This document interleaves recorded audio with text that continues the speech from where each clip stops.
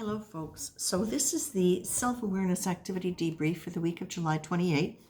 The three cards were Betrayal as a contemplation card, Humor as an intentional energy card, intentional attitude card, and Good Morning Mirror, how would you like to experience your day as a specific activity.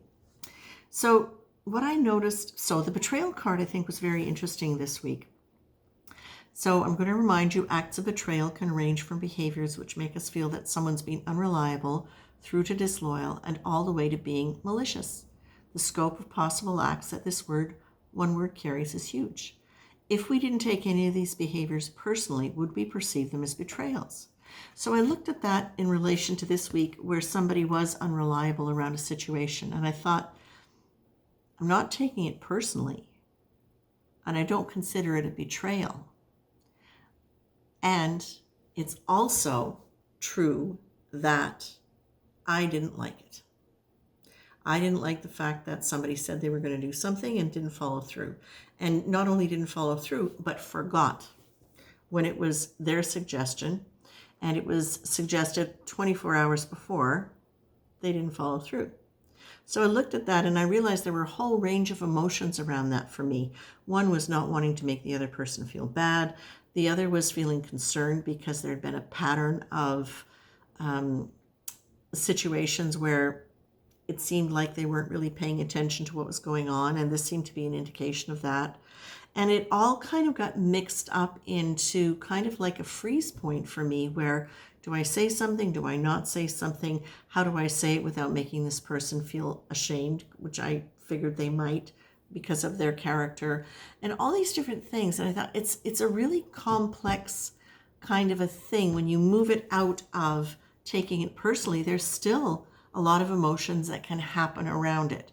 The question is, when it happens, I felt for me there was a point at which I could take it personally and just feel mad or angry or sad or hurt, or I could allow myself to investigate my emotions around it and realize that there were a whole bunch of other different things in there that had nothing to do with feeling betrayed, feeling that someone had let me down, hadn't followed through.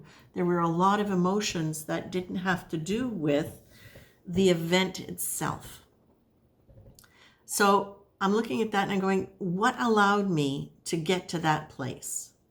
Part of what allowed me to get to that place was the morning activity, which was, how do you want to experience yourself today? And it wasn't just something I did in the morning. It was what I did throughout a period of days where I was going through these very different emotions around this incident and the history of leading up to that particular incident where I hadn't said anything. And so I would use it and I would say, okay, you're feeling stressed, you're feeling cranky, you're feeling like overtaken by this. How do you want to feel now? And realized that it was a choice.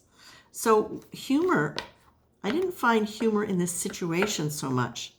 I found a little bit of humor in how I was struggling with it in a way, because it seemed so simple, really. If I immediately just go to what I know to be true in terms of energetics, it's absolutely clear why. And to communicate it that way is impersonal. It's not, it doesn't come out as a blame. So it allowed me to say, well, what can I do to get out of this? Take it back to basics, take it to energy.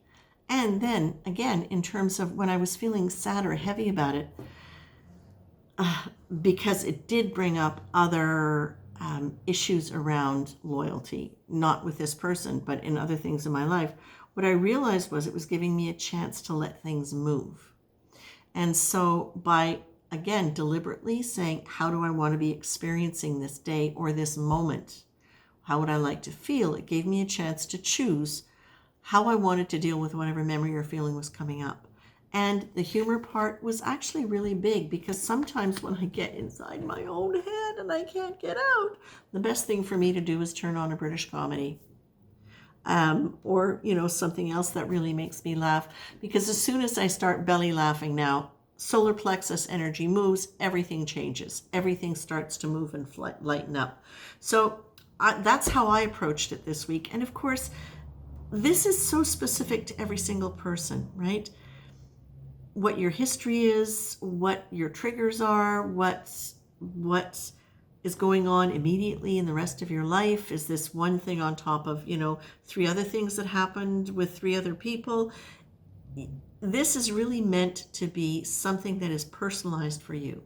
So when I offer you the debrief, I'm just showing you different ways that I have used these cards to reflect on my week and to become more aware of how I could act in situations, how I choose to act in situations, and what I do in order to shift that and to use it as an understanding of how my mind works and the choices that I have around that.